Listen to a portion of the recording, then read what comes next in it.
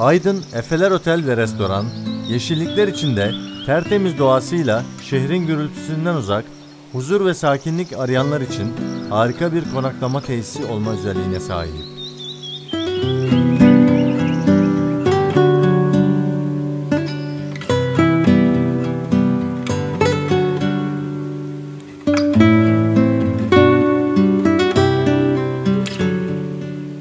Bu otel, Aydın'ın Efeler ilçesi İmamköy mahallesi yakınlarında Efeler Belediyesi tarafından kurulmuştur.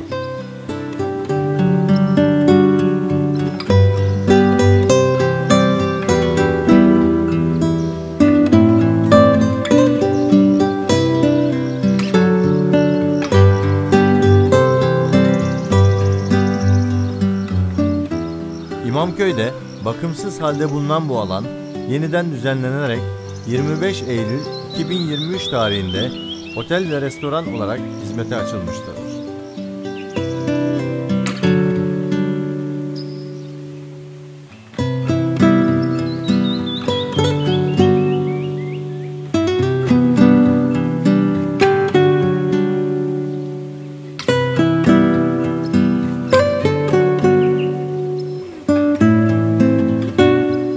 Doğa ile iç içe olan bu tesiste 6 adet standart oda, 1 adet VIP oda ve 8 adet taşınabilir ev bulunmaktadır.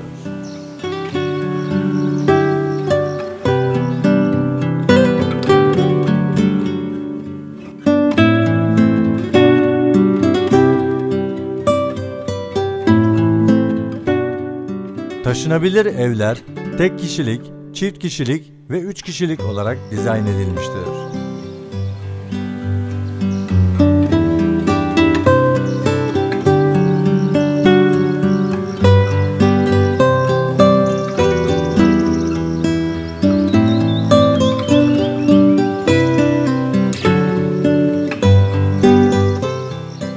Taşınabilir evler, yatak, kanepe, küçük bir mutfak ve tuvaletten oluşmaktadır.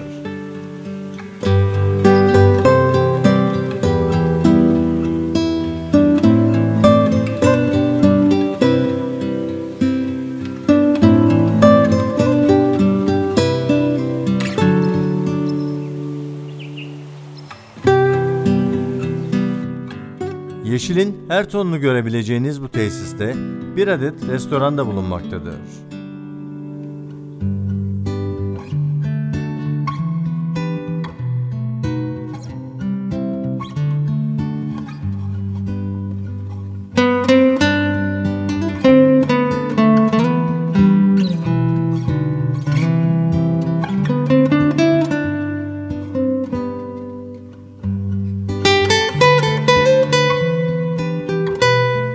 Tesis içinde bulunan nehrin kenarına yapılmış bu restoranda sevdiklerinizle nehir ve otel manzaralı keyifli bir akşam yemeği yiyebilirsiniz.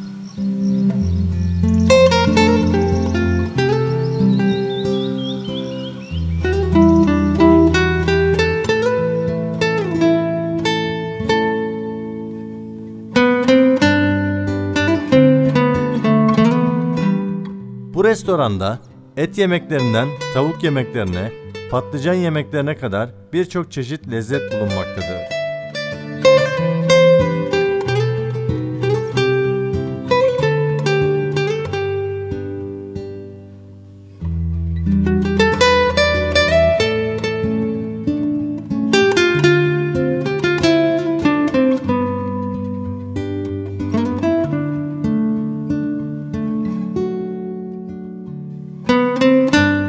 Bu tesiste kuş cıvıltıları arasında şehrin stresinden uzak, huzur içinde tatilinizi yapabilirsiniz.